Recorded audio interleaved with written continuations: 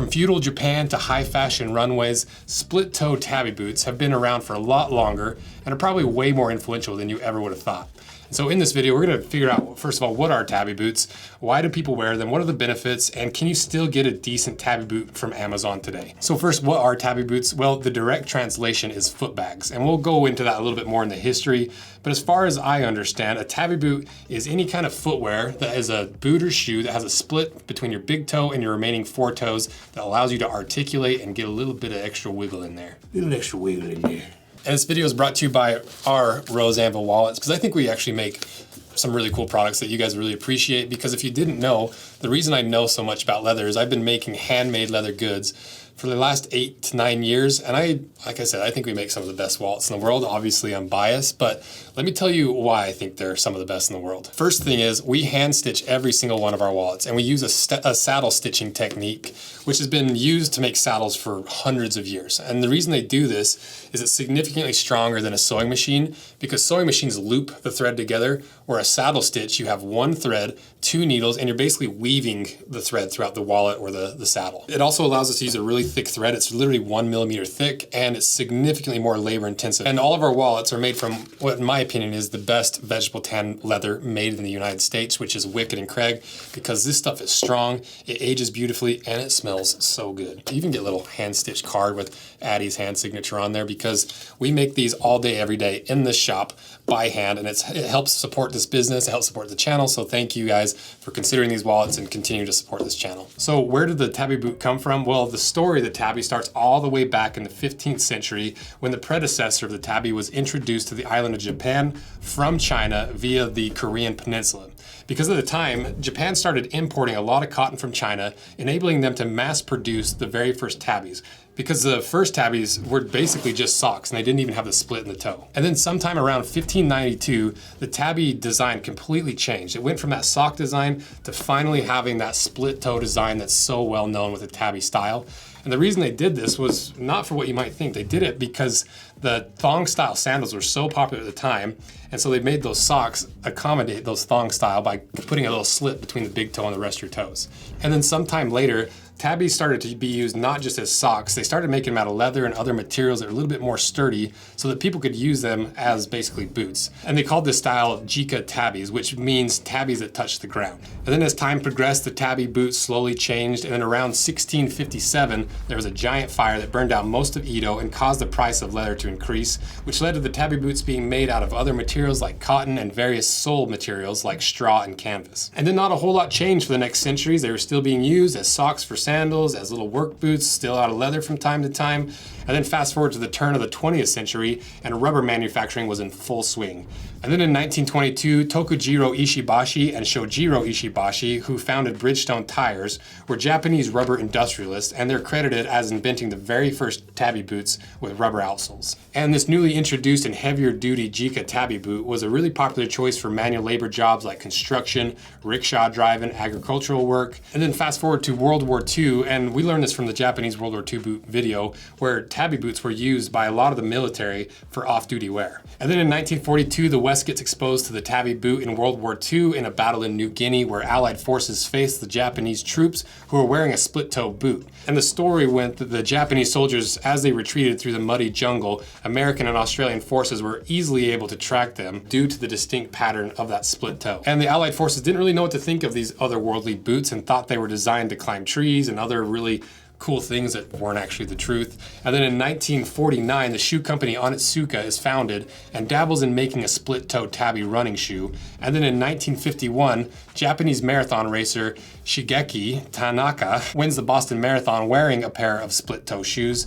And following the win, Onitsuka tries to cash in on this split-toe sneaker design, but it never took off because of how wacky it is. And then in the 1980s, fashion designer Martin Margiela visits Japan and has the idea to take this split-toe Tabi boot and make it a high heel. And many cobblers rejected his idea and refused to make it, but in the designer's inaugural 1989 show, the split-toe boot debuted and became a polarizing classic immediately. And then in 1996, Nike tries their hand at a minimalist running Tabi-style shoe with the Air Rift, which became a cult hit, but once again, never quite took off into the mainstream. Next, in 2006, Onitsuka tried it again with a collaboration between the Japanese space agency JAXA to make a shoe for an astronaut to wear to the journey to the International Space Station. And then fast forward to today in 2023, and you can buy a pretty wide variety of Tabi boots, mostly from Amazon and like cheaper sites. They've got steel toe tabbies, minimalist tabbies, tabbies with laces up the front, slip-on tabbies. So these shoes have a really cool and long history of over 500 years, but they've never quite made it into the mainstream, especially with American audiences. They've mostly been stuck in little niches here and there. So now I'll start going through what the Tabi boot is, the benefits of it, and why you might want one, why you might want to avoid one, and if you can actually buy a decent Tabi boot. But first, let's start with the boot information. So the brand is Maragu. The style is the Tabi boot. They weigh 11 ounces. They retail for $45 off Amazon. They're made in China, and the way that they position this is the streamlined design of these Jika shoes disposes with unnecessary elements to create simple, efficient footwear. The soles are designed for flexibility, allowing the toes to move freely. The upper offers a fine fit that feels as if your feet are wrapped in a single layer of cloth. The Tabi are useful for heightened control of your posture, movement, and increased proprioception. So now, what are the features and benefits that are unique to Tabi boots? Well, one is just how simple the upper is, because most Tabi boots are made from some sort of cotton canvas. So to test that, we did the burn test on it. Smelled like burning paper, so that tells me it's cotton and not like a chemically smelling that's associated with synthetics. And the upper is extremely lightweight. It literally is almost like a sock. And they do this because they want them lightweight, they want them flexible, they're supposed to be breathable while still offering a little bit of protection above and beyond just a regular shoe that's at your ankle level. The next really interesting thing is the way that these boots close. So instead of having laces up the front, you have these really interesting brass hooks called kohaze. And the way that this works is you've got 3 lines of thread here that have little loops in them that as you put these on, you can hook those into whatever thread fits you best without needing any kind of laces or straps to hold your shoe on. The biggest downside of this is you just don't have quite as strong of a closure. And if you don't happen to fit in those 3 strands, if you got a little lady ankles like me, it doesn't fit you. Another common attribute of Tabi boots is a really simple and flexible outsole. This one is a rubber outsole. It has some herringbones on it for grip, but they also come with canvas outsole, leather outsoles. And the reason they do this is Tabi boots are all about, like we talked about, lightweight, all this stuff, but also it's about feeling the ground under your foot and having natural articulation of your feet. So with a giant thick outsole, you lose some of the most important benefits and features of a Tabi boot. So that's why you almost only see really thin outsoles. And then to the biggest difference between normal shoes and Tabis, it's the split toe. And the biggest benefit of this split toe is it allows you to articulate your feet naturally. It gives you a little bit more stability because of that, and it increases your ability to make very precise movements.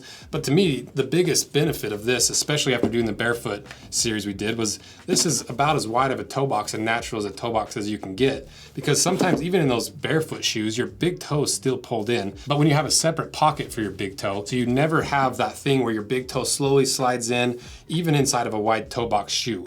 The only downside of this is if you're not conditioned for this, it can wear out your big toe, it can give you blisters, and if you're putting a lot of pressure on your big toe when you're used to having all your toes engaged, it can strain your big toe. So now you know most of the main features and why they exist. So now let's cut this in half and see if you can actually get a decent Tabi boot from Amazon, or if Tabi boots are just a thing of the past.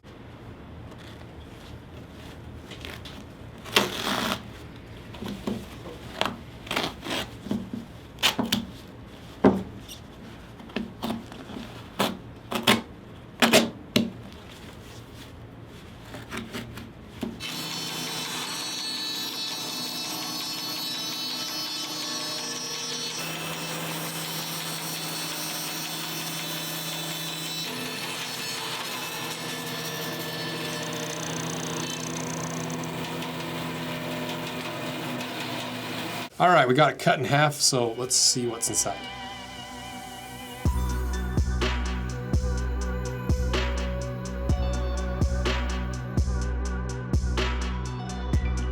So pretty basic on the inside. Really all you have is a canvas footbed with a little bit of rubber underneath. You do have a bit of foam underneath your heel to help it with that impact. And then you've got that really surprisingly thick rubber outsole. And one thing I really liked was these patches on the outside over the big toe in this like metatarsal area are actual double layers. So now, are they worth the price of $45 off Amazon? Well, to me, these are mostly just a costume shoe. You know, like the material's really, really thin and rips very easily. There's really not a lot of structure or anything to it. It seems like it's a $45 shoe. And I wouldn't really expect them to last any longer than like a $45 Walmart shoe. So would I wear them?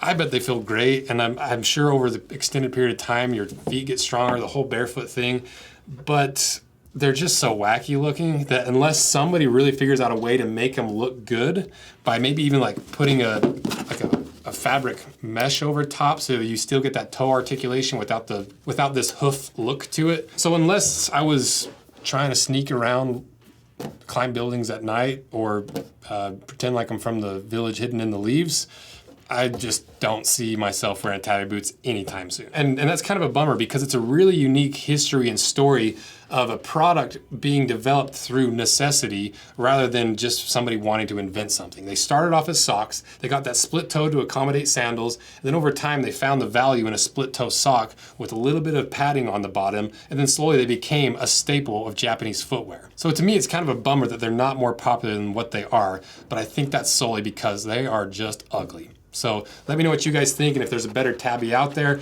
because we could do that really expensive one. I'd be interested to see how it actually feels and how they build those. So if this video does well and you want to see that, let me know. And thank you guys for all your support. See ya.